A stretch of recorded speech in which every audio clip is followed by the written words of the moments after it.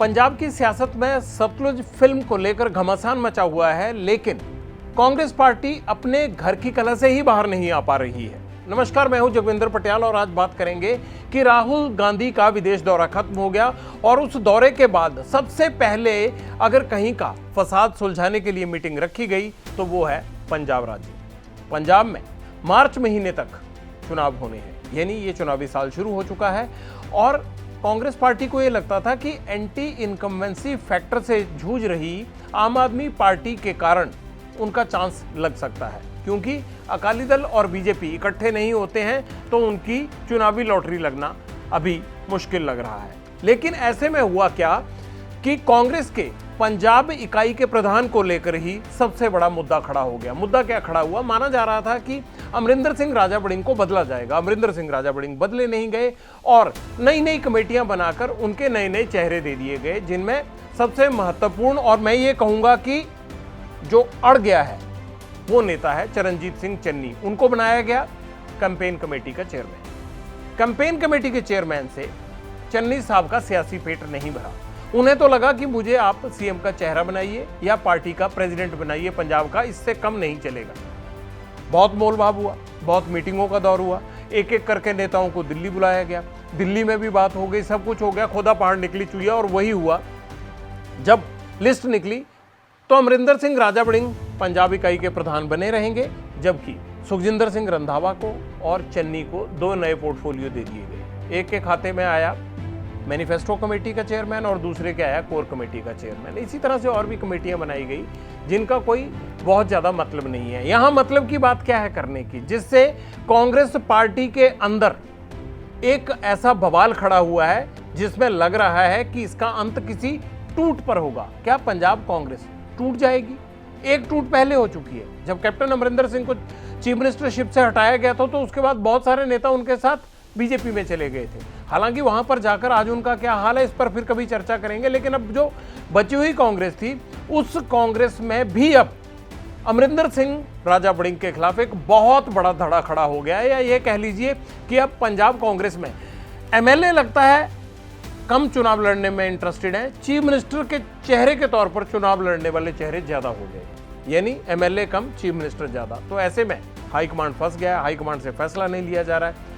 अब हुआ क्या कि हाईकमांड ने जब फैसला ले लिया, विरोध शुरू हो गया। चन्नी ने अपना शक्ति प्रदर्शन शुरू कर दिया। उनके साथ 50 से ज्यादा बड़े नेता, उनमें विधायक भी थे, पूर्व विधायक भी थे, पूर्व मंत्री भी थे, सांसद भी थे, वो सब लोग आकर खड़े हो गए। तो फिर एक बार कान खनका हाईकमांड का। उनको लगा नहीं, स्थिति कुछ उलट है, गड़बड़ हो सकता है। ऐसे में पंजाब कांग्रेस के प्रभारी भूपेश बघेल को फिर बुलाया गया। उनको फिर 5 दिन के लिए भेजा गया। एक एक करके वो पंजाब और चंडीगढ़ में रहकर नेताओं से मिले, बातचीत की। और मुद्दा ये है कि भैया आखिरकार पार्टी प्रधान बदला जाएगा या नहीं। तो भूपेश बघेल ने वहां ये फरमान जारी कर दिया कि हाईकमांड का फैसला सर्वोपरि है, अमरिंदर सिंह राजा बड़िंग को नहीं हटाया जाएगा। ऐसे में चरणजीत सिंह चन्नी के साथ और नेता लामबंद हुए। जो एक छोटा सा धड़ा, सुखजिंदर सिंह रंधावा, परगट सिंह और कई लोग थे जो अभी उनके पहले शक्ति प्रदर्शन के तौर पर शामिल नहीं हुए थे, वो भी उनके साथ आ गए। अब मसला ये है कि पार्टी हाईकमांड को पंजाब की इकाई की तरफ से डराया क्यों जा रहा है, एकजुटता क्यों दिखाई जा रही है? क्या हाईकमांड के फैसले का विरोध है या अमरिंदर सिंह राजा बड़िंग को बनाए रखने का विरोध है? जवाब दूसरा है। यह एकजुटता दिखाई जा रही है अमरिंदर सिंह राजा बड़िंग के खिलाफ। राजा बड़िंग के नेतृत्व में नहीं लड़ना चाहते पंजाब के नेता। उनको लगता है कि लड़ने का कोई फायदा नहीं है। अमरिंदर सिंह राजा बड़िंग एकजुट नहीं कर पाए पार्टी को। उनके साथ माझा को ले ले, दोआबा को ले ले, बहुत सारे इस तरह से नेता जुड़ गए कि एक आवाज आ गई कि राजा बड़िंग के नेतृत्व में हमें ये चुनाव स्वीकार नहीं होगा। ये सेंटिमेंट है पंजाब कांग्रेस के अंदर। लेकिन हाईकमांड का सेंटिमेंट कुछ और ही है। उनके सेंटिमेंट्स ये हैं कि राजा बड़िंग बने रहेंगे। ऐसे तो अगर चरणजीत सिंह चन्नी की तरह कल को कोई भी हाईकमांड को आंखें दिखाकर बड़े बड़े बदलाव करवाने लग जाएगा। लेकिन मैं एक सवाल ये उठाता हूं कि आज जो स्थितियां बनी हैं और उन स्थितियों से निकालने के लिए फैसला राहुल गांधी को लेना है। मीटिंग हो रही है जिसमें भूपेश बघेल को बुलाया गया है, मल्लिकार्जुन खड़गे शामिल हैं, केसी वेणुगोपाल शामिल हैं, और जो रिपोर्ट तैयार की होगी जो ग्राउंड असेसमेंट लेके आए होंगे पार्टी के अंदर से 5 दिन में वहां रहकर भूपेश बघेल, उसको रखा जाएगा और फिर निकाला जाएगा कोई रास्ता।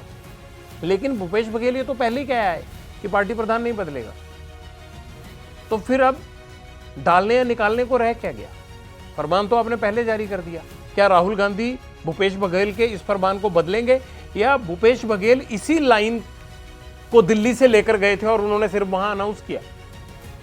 कांग्रेस सब कुछ ठीक करना चाहती है या ठीक करने का एक जमीनी एफर्ट दिखा रही है सिर्फ? ये अभी क्वेश्चन मार्क है। लेकिन सवाल ये उठता है कि आज की मीटिंग में निकलेगा क्या? अगर नहीं निकला तो क्या होगा? कांग्रेस में फिर टूट दिखाई देगी। क्या चन्नी अपने साथ इतने नेताओं को ले जाने में कामयाब हो जाएंगे जितने उन्होंने अपने शक्ति प्रदर्शन के तौर पर जिनके साथ फोटोएं डाली? क्या वो तस्वीरें खिंचवाने वाले लोग साथ जाएंगे या नहीं जाएंगे? इस पर अभी क्वेश्चन मार्क है। लेकिन चन्नी के तेवर से यह साफ है कि इस बार कुछ ना कुछ तो चन्नी करके रहेंगे। लेकिन यहां तक चन्नी को पहुंचाने वाला कौन है? यहां तक पहुंचाने वाला खुद पार्टी का सुप्रीमो राहुल गांधी ही है। क्योंकि जब अमरिंदर सिंह को हटाया गया था तो चन्नी के इन अरमानों को हवा किसने दी? जब सुखविंदर सिंह रंधावा, मनप्रीत बादल, नवजोत सिंह सिद्धू, इन सब जट सिख नेताओं में ये झगड़ा चल रहा था कि कौन सीएम बनेगा, कौन डिप्टी सीएम बनेगा, तो राहुल गांधी ने ही चन्नी के नाम का एक इक्का बाहर निकाला और कहा कि एक दलित नेता को बनाएंगे। तो अब भुगतो। अब वो दलित नेता ये कह रहा है कि मैं एक बार सीएम रह लिया, बेशक मैं 2 जगह बाद में चुनाव लड़ा और सीएम से सीधा मैं दोनों जगह एमएलए भी नहीं बन पाया, उसके बाद जालंधर से सांसद जरूर बने हैं और अभी भी लोकसभा के सांसद हैं चरणजीत सिंह चन्नी। लेकिन राहुल गांधी ने जिन अरमानों को हवा दी, आज वही अरमान तो फूट कर बाहर आ रहे हैं चन्नी के। अब इन अरमानों को कैसे शांत करेंगे राहुल गांधी? ये भी चुनौती उनके सामने है। सवाल यह है कि भूपेश बघेल जब 5 दिन वहां कैंप कर रहे थे, चंडीगढ़ और पंजाब में नेताओं से मिल रहे थे, कांग्रेस के नेताओं से, तो सुखजिंदर सिंह रंधावा की तरफ से एक बड़ी स्टेटमेंट सामने आई कि कोई भी कंप्रोमाइज्ड लीडर नहीं चाहिए। कंप्रोमाइज्ड। अब सवाल यह है कि कंप्रोमाइज्ड कौन है, किसके बारे में सवाल उठाया गया? मेरे जहन में तो 2 ही नेताओं का नाम आता है। पहले ले लेते हैं कि क्या पंजाब कांग्रेस ये मानती है कि अमरिंदर सिंह राजा वड़िंग कंप्रोमाइज्ड है? अगर वो हैं तो कैसे?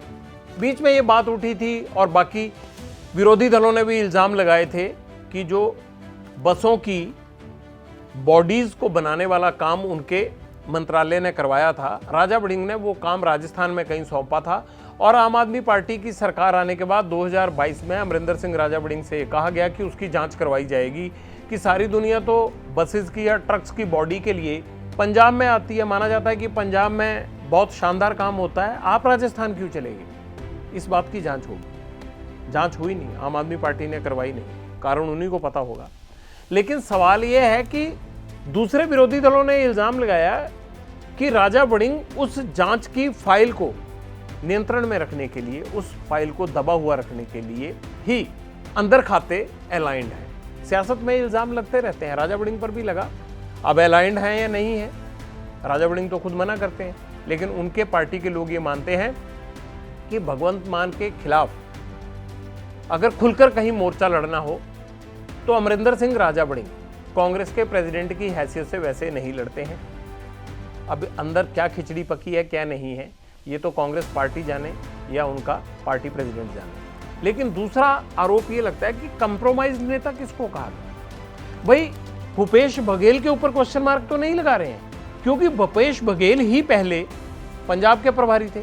उन्होंने ही कहा जब पहले मीटिंगों का दौर चला कि नहीं बदला जाएगा पंजाब का पार्टी प्रधान, कोई सीएम का चेहरा नहीं होगा, राहुल गांधी सीएम का चेहरा होंगे। अब भी वो यही कह रहे हैं कि राहुल गांधी सीएम का चेहरा होंगे, जिस तरह से कि बीजेपी में होता है कि प्रधानमंत्री मोदी के चेहरे पर चुनाव लड़ा जाएगा। तो क्या कांग्रेस अब राज्यों में राहुल गांधी के चेहरे पर चुनाव लड़ेगी? क्या पंजाब के जो नेता एकजुट होकर हाईकमांड के खिलाफ खड़े हो गए हैं, क्या वो नेता ये मान लेंगे कि राहुल गांधी के चेहरे पर हम 2027 का चुनाव लड़ेंगे पंजाब में? अगर मान लेते हैं तो बड़ी अच्छी बात है। लेकिन सवाल यह है कि जब कैप्टन अमरिंदर सिंह को हटाना था तब भी यही नेता थे जो हरीश रावत से मिलते थे जाके देहरादून तक और बताते थे कि कैप्टन ने कैसे पार्टी को पलीता लगा दिया है, किसी से मिलते नहीं है, लोगों के काम नहीं होते हैं। और 2022 के चुनाव में अगर नहीं बदला गया, इसी चेहरे के साथ गए तो हम हार जाएंगे।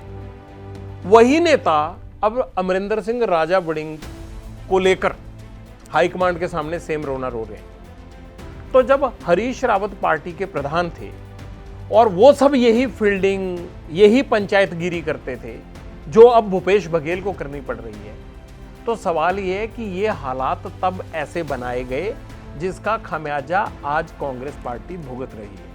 तब भी फैसला राहुल गांधी ने लिया था चरणजीत सिंह चन्नी का हाथ उठाकर, और आज भी उस हाथ को नीचे रखे हुए हैं अगर चन्नी, तो अब फैसला राहुल गांधी को ही लेना है कि उनका हाथ उठाना है या नहीं उठाना है। और अगर हाथ नहीं उठा इस बार, तो फिर कौन कौन उठकर चल देगा, इस बात का भी भरोसा नहीं। तो जो बीजोगे वही काटोगे। 2021 में जो कुछ हुआ था कांग्रेस पार्टी में 2022 के चुनाव से पहले, वही 2027 के चुनाव से पहले भी हो रहा है। और जहां से मैंने बात शुरू की थी, अपने इस पॉलिटिक्स में, अपने इस ग्रह कलेश के अंदर कांग्रेस पार्टी ये देख ही नहीं पा रही है, समझ ही नहीं पा रही है कि पंजाब में सतलुज फिल्म को लेकर जो सियासत हो रही है, कहीं ना कहीं उसमें सबसे बड़ा किरदार कांग्रेस पार्टी का भी है। आज इतना ही, फिर इस मुद्दे पर चर्चा होती रहेगी। इस पार्टी में क्या निकलेगा, इस पार्टी की मीटिंग के अंदर किसके नाम पर मोहर लगेगी भी या नहीं लगेगी, हर फेरबदल का, हर अपडेट का आपको यूं ही जानकारी देते रहेंगे।